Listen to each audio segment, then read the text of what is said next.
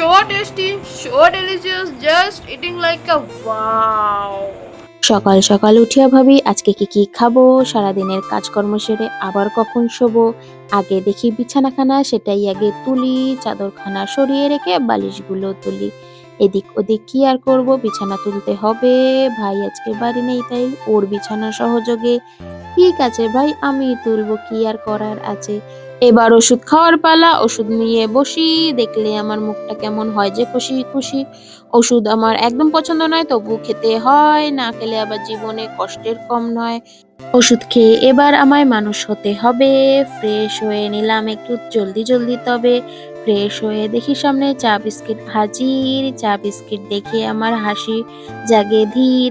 চায়ে দিলাম চুমুক, বিস্কুট খেলাম দুটো, কিন্তু পেটটা বলল তখনও হবে না তো। পেটের কথা শুনে এবার পিঠে নিলাম হাতে, ভাপা পুলি, দুধ পুলি সব রাখলাম সাথে। একটা খেয়ে বলি বা সাতটা তো বেশ, আরেকটা মুখে দিলেই বলি এবার প্লেটটা হবে শেষ।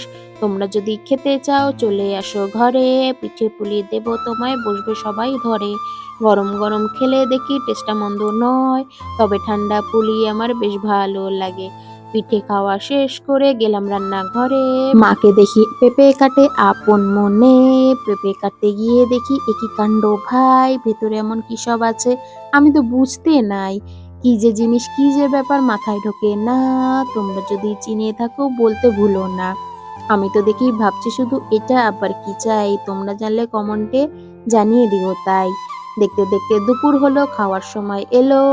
পেটের ভেতর তখন আমার ঢাকঢোল বাজে। প্লেট নিয়ে বসে দেখি কত কি যে পাই, দেখে মনে হলো আজকে মন্দ খাবার নাই। ওল সেদ্ধ, আলু সেদ্ধ, ডিম ভাজার সাথে, তার উপরে ডাল নিলাম ভালোবেসে হাতে। ডাল যে আমার ভীষণ প্রিয়, ডাল যে আবার চাই, একটু বেশি ডাল পেলেই মনটা হয়ে যায় সুন্দর তাই। देखो मेरा एक पार्सल आया, तो इसमें क्या है वो अभी अनबॉक्सिंग करना है। পার্সেল খুলে ভাবলাম এবার বুঝি মজা হবে, কিন্তু কপালে যে কি ছিল খুললে বুঝতে হবে। প্যান্টটা খুলে দেখি তার চেনটা কাটা আছে, এবার রিটার্ন ছাড়া কোনো উপায় নাই যে। ভাবলাম মনে হায় রে কপাল, কি যে হলো ভাই, এমন কাণ্ড আমার সাথে বারবার কেন তাই। যা হবার হয়ে গেছে, এখন কি কার করি। রিটার্নের পথ ধরেই এবার শান্তিতে ঘুরি।